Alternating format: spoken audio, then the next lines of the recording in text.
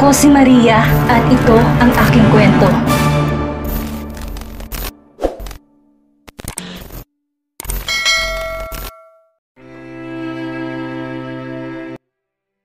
Dapat ay nasa kumpanya si Daniel, nagtatrabaho, ngunit ito at nasa harap mismo ni Kara.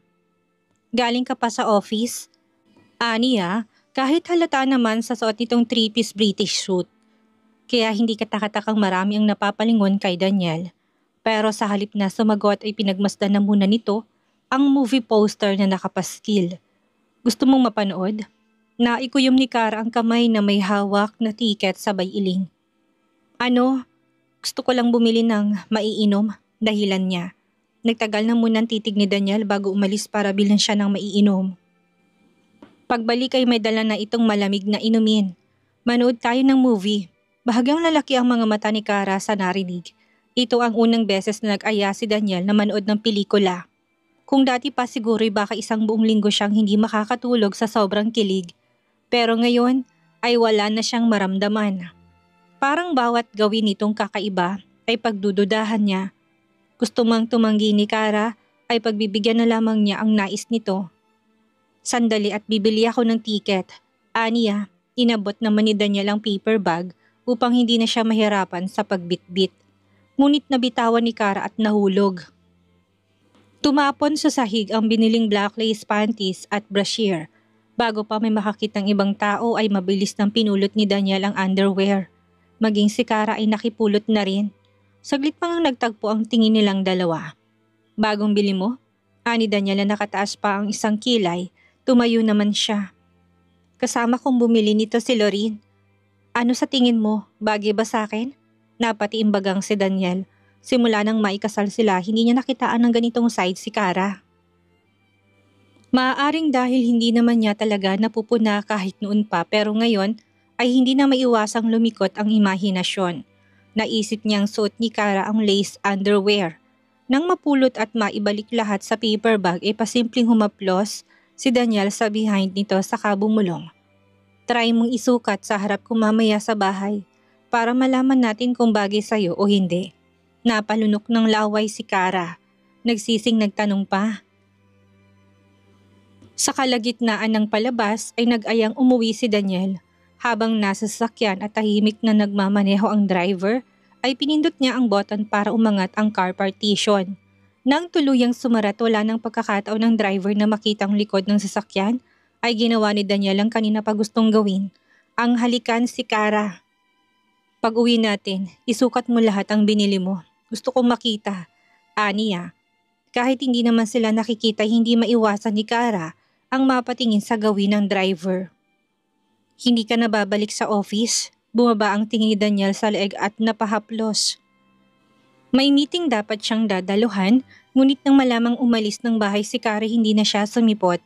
Dahil kahit sabihin kasama nitong kaibigan na si Lorin, ay wala naman siyang tiwala at baka kung saan-saan padalhin o kung kani-kanino ipakilala. Bukod doon ay naghihinala siyang baka makipagkita to kay Peter, kaya nagdesisyon siyang puntahan na ito sa mall. Bago niya masagot ang tanong ng asawa, ay may kung ano itong kinuha malapit sa kanyang tabi. Ilang hibla ng buhok. Kanino to, Daniel? Kumunot ang noo habang pinagmamasdan ang naturang buhok. Bakit may buhok ng babae sa loob ng kotse mo? Aniya. Imposible naman kay Secretary Eunisto. Dahil wavy ang hair niya at lalong hindi galing sa akin dahil maiksi ito kumpara sa haba ng buhok ko. Bago pa man niya tignan sa mata si Daniel ay nabuo na sa utak niyang si Brenda. Ang nagmamay-ari ng buhok, nagtaas to ng kilay. What? Daniel, ano bang tingin mo sa akin, tanga? Obvious naman kung sinong tinutukoy ko. Kaya pwede ba, bago pa may issue na muling lumabas tungkol sa inyong dalawa ay tapusin mo na. Hindi siya nagsiselos o kung ano pa man.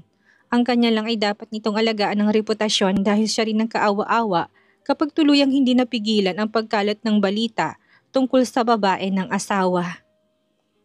Samantalang napasandal naman sa kinauupuan si Daniel. Wala siyang dapat tapusin dahil wala namang nasimulan. Wala silang relasyon ni Brenda. Hindi niya gusto ang dalaga at tumatanaw lang ng utang na loob. Pinagbigyan niya ang kahilingan nito na magamot ang paa at muling makalakad. Maging ang kagustuhang maging estudyante ni Sandro ay ginawa niya ng paraan. At ngayong natapos na ang tungkulin ay wala na siyang pakialam kung anong gawin ni Brenda sa buhay nito. Bayad na siya. Ngunit sa halip na sabihin nitong lahat ay nanatiling tahimik si Daniel. Para saan pa kung kitang-kita naman sa mata ni Kara na wala na itong pakialam at nararamdaman. Dahil sa nangyaring pagtatalo ay hindi naging maganda ang mood ni Daniel. Pagkatapos, napagbunto na ng pagkain inihain at panay ang reklamo sa lasa o paraan ng pagkakaluto. Napapailing si Kara dahil sa halip na siya ang pagbuntunan ng inis ay ang mga kawawang katulong ang nahihirapan. Kaya nilapag niya ang kutsara at tinidor saka nagpunas ng labi gamit ang napkin sa tabi. Kung hindi mo gustong pagkain ay pagluluto na lang kita. Aniya, napasandal naman sa akin na upuan si Daniel sa kanya ni Garillo. Okay, tamad nitong sagot. Umalis si Kara at nagtungo sa kusina. Habang sinusuot ang apron ay kinausap siya ng katulong. Sorry po ma'am, ayos lang. Saka noon pa naman ganyan si Daniel, masyadong mapili sa pagkain. Pero nakakahiya pa rin po ma'am, kami dapat ang gumagawa nito, hindi kayo. Bakas ang lungkot sa boses ng katulong. Okay lang po talaga, trabaho ko to bilang asawa. Kung anong ginagawa ko sa ibang lugar ay wala ring pinagkaiba dito kaya wag na po kayo masyadong mag-isip ng negative. Napangiti ang katulong at tuluyang gumaan ang pakiramdam. Naging mahaba ang usapan ng dalawa habang nagluluto si Kara. Walang kaalam-alam na sa labas ng kusina ay naroon si Daniel nakasandal sa pader at palihim na nakikinig. Paulit-ulit tumatakbo sa isip ang sinabi ni Kara. Pinapamukhang obligasyon ng ang pagiging asawa na walang pinagkaiba ang bahay nila sa ibang lugar para sabihin ng mga salitang iyon. Nagaya ng sinabi ni Melvin ay wala ng pagmamahal sa kanya ang asawa. Nang mapansin na patapos na si Kara sa pagluluto ay bumalik na siya sa dining area. Ilang sandali pa'y nilapag nitong dalawang paborito niyang putahe. Ngunit tuluyan siyang nawala ng gana. Magkaganon man ay kumain pa rin siya at pagkatapos ay nagtungo sa study room. Samantalang si Kara ay walang idea sa nararamdaman ng asawa, ay tumuloy sa kwarto at naligo. Habang naglalagay ng lotion sa katawan ay dumating si Daniel.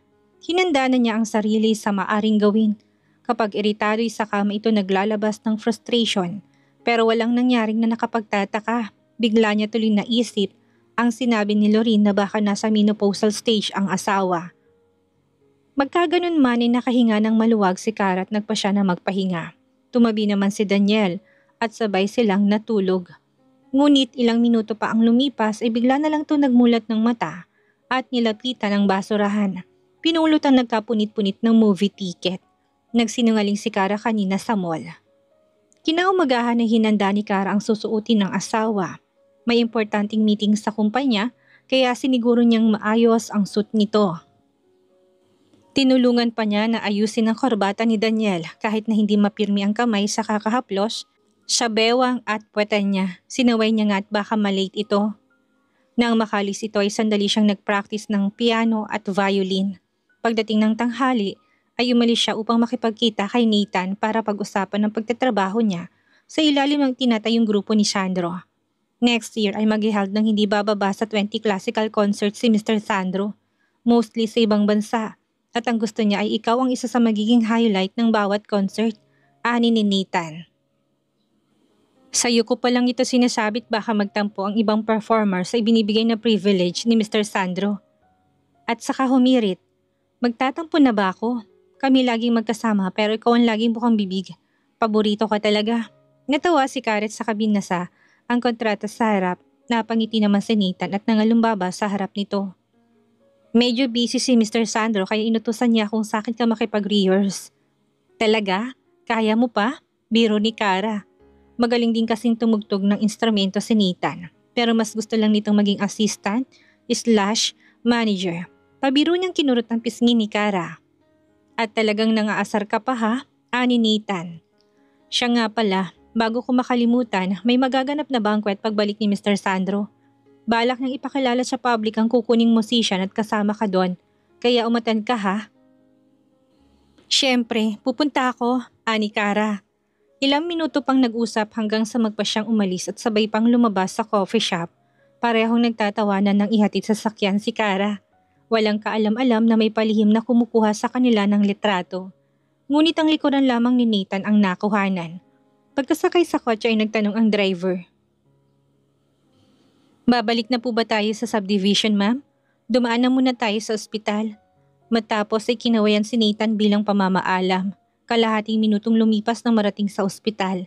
Nagtungo siya sa rehabilitation center kung saan nilipat si Alfredo para sa therapy nito. Yumakap si Cara pero napansin ang pag-iwas ng ama. Nang tingnan naman si Melba ay tahimik lang din ito kaya hindi niya malaman kung ano ang problema. Magkaganon man ay binaliwala niyang kakaibang pagtrato. Hindi kalaunan ay nagpa siyang umuwi ng malungkot. Pagkaalis ni Cara ay tumulong luha sa mga mata ni Alfredo.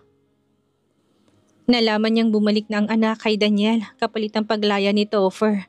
Hindi niya kayang tingnan sa mata si Cara dahil sadyang masakit isipin na muli na naman itong nagsakripisyo para sa kanila. Samantalang siya itong ama na dapat po protect at gagawa ng paraan para sa kanilang pamilya. Nang mapansin ni Melba ang pagtangis ng asawa ay lumabas siya ng kwarto at nagpa siyang habulin si Cara para kausapin. Pagpasensyahan mo na si Alfredo. Hindi lang magandang pakaramdam niya at wala ring gana sa pagkain. Pagdadahilan niya para kahit papaano ay hindi naman magtampo si Cara. Oo naman po ma, naintindihan ko naman si Papa. Pero minsan napapaisip ako kung tama ba yung desisyon kong bumalik kay Daniel. Naluluhang ngumiti si Melba. Sa panahon ngayon, mas mainam na magkaroon na lang ng anak kaysa asawa na sasaktan ka lang at pahihirapan. Bakit hindi mo subukang magbuntis anak? Para kung sakaling magpasya si Daniel na iwan ka, ay may makakasama ka pa rin kung sakaling mawala na kami. Napaisip si Cara sa sinabi ng ina at tumango na lamang kaysa sumagot. Humaplos sa likod niya si Melba bago siya tuluyang umalis sa lugar. Dumaan siya sandali sa klinik na located mismo sa loob ng hospital. Kahit na gusto niya mang magkaanak ay hindi niya nainiising si Daniel ang maging ama, kaya desidido siya na hindi magbuntis habang nasa piling nito. Bumili siya ng short-acting contraceptive pills dahil kahit na meron na siya sa bahay ay mas gusto niya pa ring makasigurado. Napapadalas na kasi ang hindi paggamit ni Daniel ng proteksyon. Matapos makapagbayad ay pumihit siya patalikod para sana umalis ng sumakto. Ang pagdating ni na Brenda at ang ina nito sa counter. Nakaagad inasikaso ng pharmacist dahil na rin sa iniyayabang ng dalagan tungkol sa kanilang dalawa ni Daniel. Nang sandaling matigilan ay nalingunan siya ni Brenda na nasa wheelchair. Ang maamo nito mukha ay kaagad nagbago pagkakita sa kanya. Dahil napag-alaman ni Brenda na nakakabalikan ng dalawa ay hindi niya iyon matanggap. Ang pag-asang magiging isang Romualdez ay naglaho ng dahil kay Cara. Abot kamay na sana niyang pangarap ngunit natuldukan pa.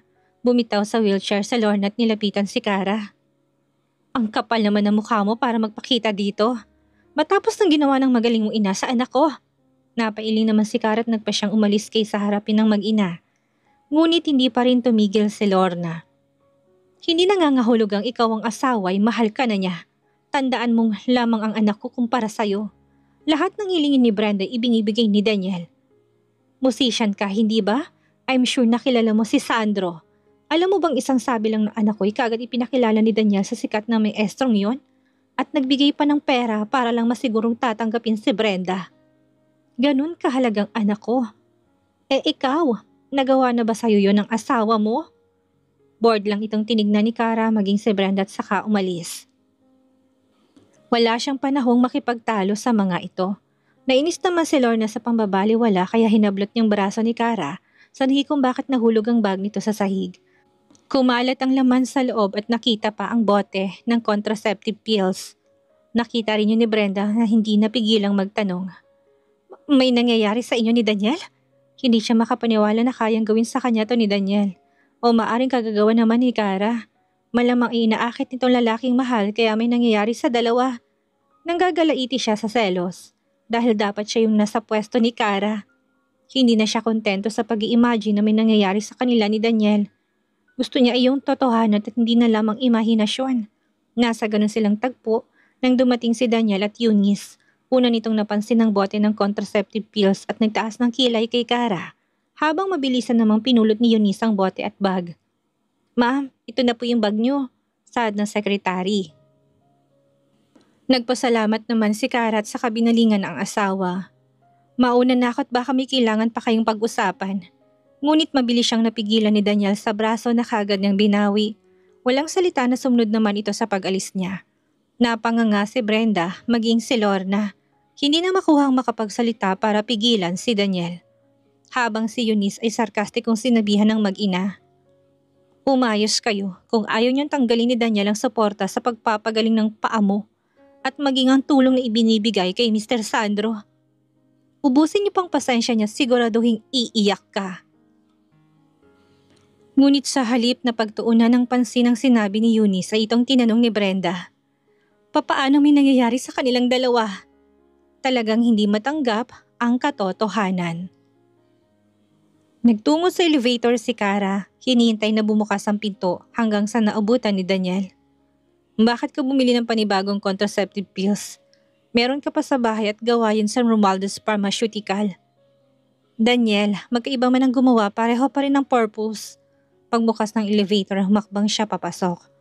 Saka ano bang ginagawa mo dito? Bakit hindi mo balikan doon si Brenda at mukhang kailangan ka niya? Nanliit ang mga mata ni Daniel. Binabasang ekspresyong pinapakita ng asawa. At ikaw, Kara, what can I ask for? Enough na sa akin na kilala kong asawa mo. Sa narinig ay niinis lang si Daniel. How generous of you. Aniya na may bahid ng sarkasmo. Hindi na siya sumunod sa loob ng elevator at bumalik kung saan niya iniwan ng mag-ina maging si Eunice. Madilim na ang ekspresyon na napuna naman ni Eunice at hindi nagtangkang dumagdag sa init ng kanyang ulo. Napansin ni Brenda na may hindi tama sa ekspresyon ni Daniel kaya nanahimik siya ngunit hindi si Lorna na hindi man lang nakaramdam.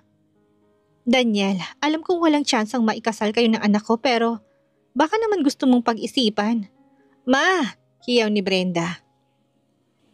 Hiyang-hiya sa pinagsasabi ng ina.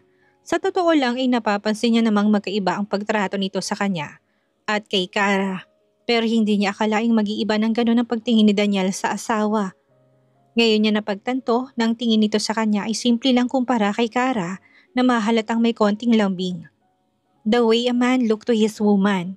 Parang gustong maiyak ni Brenda na mapagtanto ito. Samantalang hindi na nagtangkang magsalita si Lorna matapos tuluyang mapuna ang galit ni Daniel.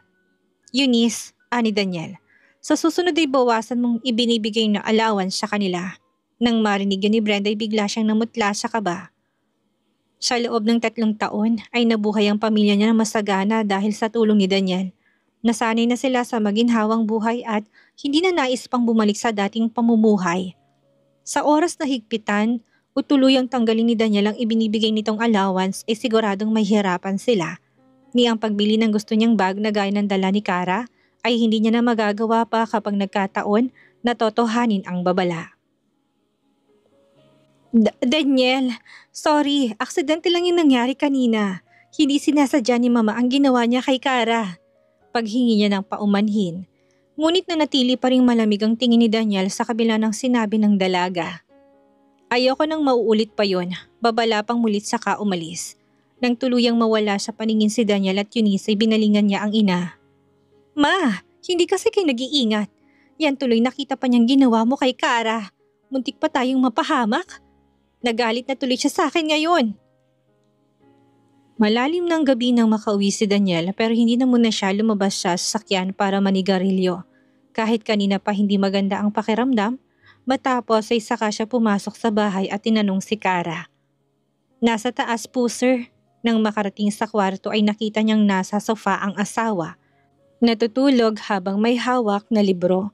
Paglapit ay nagising ito at sandali siyang nilingon.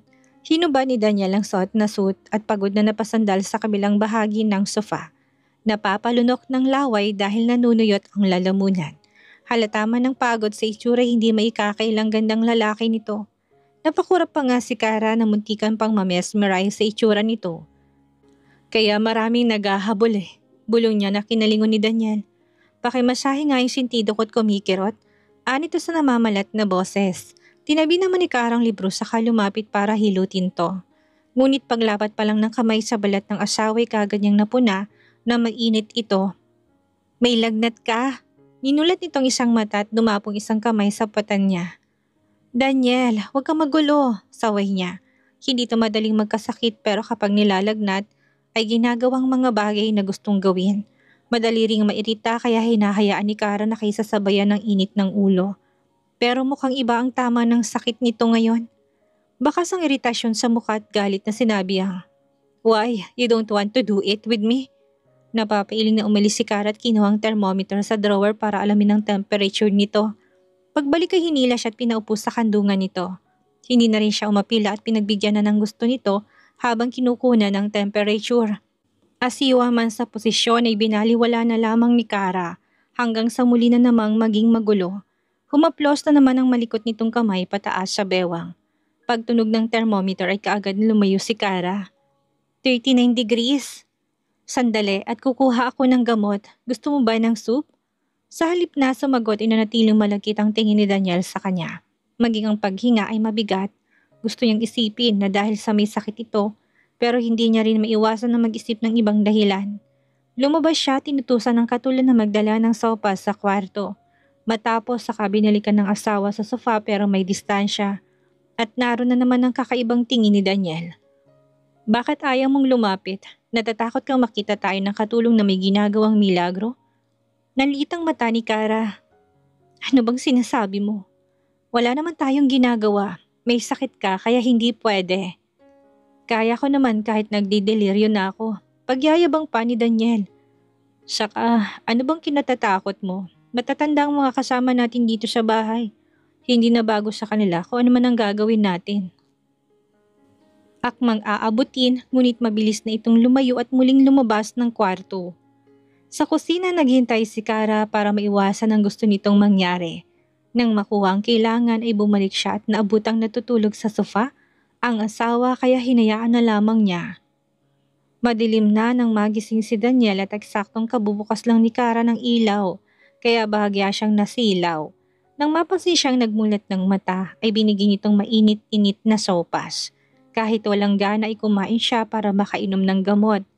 Pero isang subo pa lang hindi na niya nagustuhan. Hindi ikaw ang nagluto. Dati ikaw mismong nagluluto ng pagkain para sa akin. Mahalaga pa ba kung sinong nagluto? Ang importante ay makainom ka ng gamot, saka bakit kailangan mo pang banggitin ang nakaraan? Kasi hindi ka naman ganito. Past is past, Daniel. Huwag mong ipagpilitan ang nakaraan. Nagbago na ako ngayon. Galit na tumayo si Daniel at kinuha ang pakete ng sigarilyo sa kaninigarilyo sa harap ng asawa. Nagbago ka kasi hindi mo na ako mahal, ganun ba? Matapos ay may kung anong dinukot sa loob ng suit sa bayhagi sa harap ni Kara. Nagkalat sa sahig ang mga larawang kuha kanina kasama si Nathan. Pinapasundan mo ko? Sinong lalaking to na tuwang-tuwa kang kausap at nakikipagtawanan pa? Nang hindi sumagot si Kara ay basta na lang siyang hinawakan ng mahigpit sa braso sabay halik. Sa rahas ng paraan ni Daniel ay muli na naman siyang natakot. Natatakot na muling maulit ang karahasan na ginawa nito sa kanya.